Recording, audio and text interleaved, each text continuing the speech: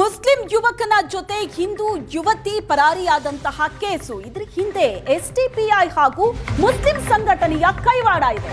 ಮಗಳ ನಾಪತ್ತೆ ಬಗ್ಗೆ ಏಷ್ಯಾನೆಟ್ ಸುವರ್ಣ ನ್ಯೂಸ್ಗೆ ವೈಶಾಲಿ ಪೋಷಕರು ಹೇಳಿಕೆ ನೀಡಿದ್ದಾರೆ. ಮೊಹಮ್ಮದ್ ಮೆಗ್ಲಾಸ್ ನಮ್ಮ ಮಗಳ ತಲೆ ಕೆಡಿಸಿ ಕರ್ಕೊಂಡು ಹೋಗಿದ್ದಾನೆ. ಈಗ ಅವಳು ನಮ್ಮ ಜೊತೆ ಬರೋದಕ್ಕೆ ರೆಡಿ ಇದ್ದಾಳೆ, ಆದ್ರೆ ಸಂಪರ್ಕಕ್ಕೆ ಸಿಗ್ತಾ ಇಲ್ಲ. ಪೊಲೀಸರು ತನಿಖೆ ನಡೆಸಬೇಕು, ಜ್ಯುವೆಲರಿ ಬಗ್ಗೆ ತನಿಖೆ ಆಗಬೇಕು. ಈ ರೀತಿ ತಲೆ ಕೆಡಿಸೋದಕ್ಕೆ ಡ್ರಗ್ಸ್ ಜಾಲಕ್ಕೆ ಕೆಲವೊಮ್ಮೆ ಸಿಲುಕಿಸ್ತಾರೆ. ಮಗಳಿದ್ದ ಪಿಜಿ ರೂಮ್ನಲ್ಲಿ ಓರ್ವ ಮುಸ್ಲಿಂ ಯುವತಿ ಕೂಡ ಇದ್ಲು. ನಮ್ಮ ಮಗಳು ಬೇಕು, ನ್ಯಾಯ ಕೊಡಿಸಿ ಅಂತ ತಾಯಿ ಲತಾ ಕಣ್ಣೀರ್ ಹಾಕಿದ್ದಾರೆ. ಮುಸ್ಲಿಂ ಯುವಕನ ಜೊತೆ ಹಿಂದೂ ಯುವತಿ ಪರಾರಿಯಾದಂತಹ ಪ್ರಕರಣಕ್ಕೆ ಸಂಬಂಧಿಸಿದಂತೆ ಯುವತಿಯ ತಾಯಿ ಲತಾ ಕಣ್ಣೀರ್ ಹಾಕಿದ್ದಾರೆ. ಮಗಳನ್ನ ಕೊಡಿಸಿ ತನಿಖೆ ನಡೆಸಿ ಅಂತ ಮನವಿ ಮಾಡಿದ್ದಾರೆ. ಇದರಲ್ಲಿ ಎಸ್ಡಿಪಿಐ ಅವರ ಕೈವಾಡ ಇದೆ ಅಂತ ನಮಗೇನು ಗೊತ್ತಿಲ್ಲ. ಚಿನ್ನದ ಅಂಗಡಿ ಬಗ್ಗೆ ನನಗೇನು ಗೊತ್ತಿಲ್ಲ.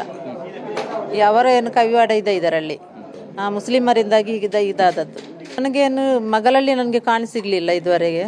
ಡ್ರಗ್ಸಿನ ಬಗ್ಗೆ ನನಗೆ ಗೊತ್ತಿಲ್ಲ. ಅವಳು ಹಾಗೇನು ವರ್ತನೆಯೂ ಮಾಡಲಿಲ್ಲ. ಅವಳು ಮನೆಗೆ ಬಂದಾಗ ಏನು ಅಲ್ಲಿಯ ಪೊಲೀಸರು ಇಲ್ಲಿಯ ಪೊಲೀಸರಿಗೆ ಒಂದು ಬೆಲೆಯನ್ನೇ ಕೊಡಲಿಲ್ಲ. ನಾವು ನೋಡಿದ್ದು, ಅವರು ಹೇಳಲಿಲ್ಲ ನಮ್ಮಲ್ಲಿ. ಇವರನ್ನು ಮಾತಾಡಲಿಕ್ಕೆ ಏನು ಬಿಡಲಿಲ್ಲ.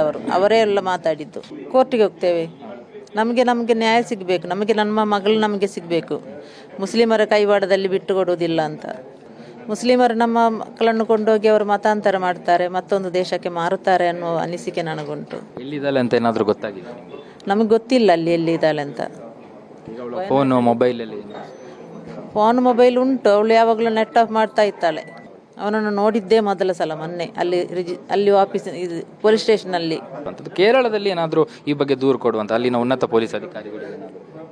ಮೊನ್ನೆ ನಾವು ವಯನಾಡಿಗೆ ಹೋದಾಗ ಅಲ್ಲಿಯ ಪೊಲೀಸ್ ಅಧಿಕಾರಿಗಳನ್ನ ನೋಡಿ ಬಂದಿದ್ದೇವಲ್ಲ ಸರ್. ಮತ್ತೆ ಇನ್ನು ಯಾವ ಪೊಲೀಸರ ಹತ್ತಿರ ಹೋಗುದು, ನಂಬಿಕೆ ಇಲ್ಲ ಅಂತ. ಲಿಂಕ್ ಗೊತ್ತಿಲ್ಲ. ಅವಳು ಕೆಲಸ ಮಾಡಿದ, ನನ್ನ ಅಭಿಪ್ರಾಯದಲ್ಲಿ ಕೆಲಸ ಮಾಡೋದು ಬ್ಯಾಂಗ್ಳೂರಲ್ಲಿ ಅಂತ. ಯುವಕರ ವಿಷಯ ನಾನು ಈ ಅವರ ಗ್ರೂಪಲ್ಲಿ ಬಂದಿದೆ ಅಂತ ಗೊತ್ತಾಗಿದೆ. ಬೆಂಗಳೂರಲ್ಲಿ ಕೆಲಸ ಮಾಡುವುದು ಅಂತ, ಸೇಲ್ಸ್ ಮ್ಯಾನ್ ಕೆಲಸ ಮಾಡುವುದು ಆ ಪೇಪರ್ ನೋಡಿ ಗೊತ್ತಾಗಿದೆ. ಅದರ ಮುಂಚೆ ನಾನು ನೋಡಲೂ ಇಲ್ಲ, ವಿಷಯ ಗೊತ್ತೇ ಇಲ್ಲ.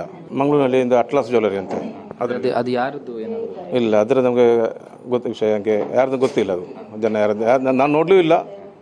ಅಲ್ಲಿ ಕೆಲಸ ಮಾಡೋದು ಸಂಘಟನೆಯವರು ಹೇಳಿದ್ರಲ್ಲ, ಎಸ್ಡಿಪಿಐ ಲೀಡರ್ಗಳಿಗೆ ಸೇರಿದ್ದು ಅಂತ. ಅದು ಎಸ್ಡಿಪಿಐ ಅವರ ಕೈವಾಡ ಉಂಟು ಅಲ್ಲಿ. ಅವನು ಇರುವುದು ಎಸ್ಡಿಪಿಐ ಅವರ ಕೈಯಲ್ಲಿ ಇರುವುದು. ಕಾರಣ ನಮ್ಮಲ್ಲೇ ಫ್ರೆಂಡ್ಸ್ ಎಲ್ಲ ಹೇಳಿದರೆ ಅವರು ಎಸ್ಡಿಪಿಐ ಅವರ ಕೈಯಲ್ಲಿ ಅವರ ಗ್ರೂಪಲ್ಲಿ ಇರುವುದು. ಅಲ್ಲ, ಪಿ ಜಿಗೆ ಅವಳು ಅಲ್ಲಿಂದ ಬಂದಿದ್ದು, ಬೆಂಗಳೂರಿಂದ ಬಂದಿದ್ದಾಗಿರ್ಬೋದು, ನಂಗೆ ಗೊತ್ತಿಲ್ಲ. ನನ್ನ ಅಭಿಪ್ರಾಯದಲ್ಲಿ ಬೆಂಗಳೂರಿಗೆ ಕೆಲಸ ಹೇಳಿ ಇಲ್ಲಿ ಲಾಸ್ಟ್ ಬಂದಿದ್ದು ಇಲ್ಲಿದು.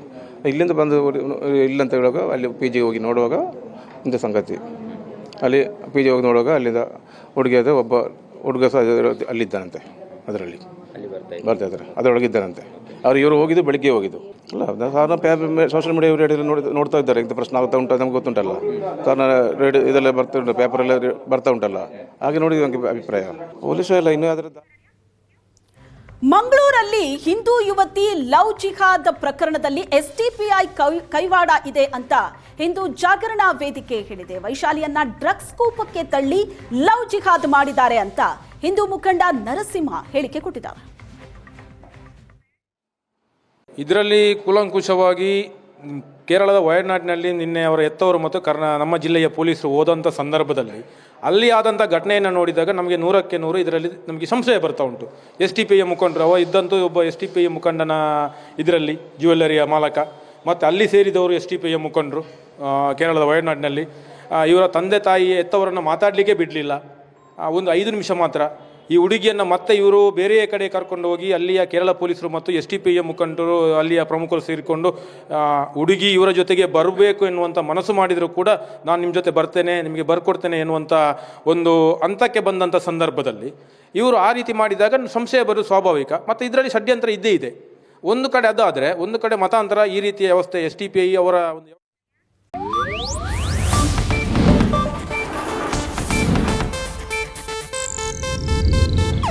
ಇದು ಏಷ್ಯಾನೆಟ್ ನ್ಯೂಸ್ ನೆಟ್ವರ್ಕ್ ಪ್ರಸ್ತುತಿ.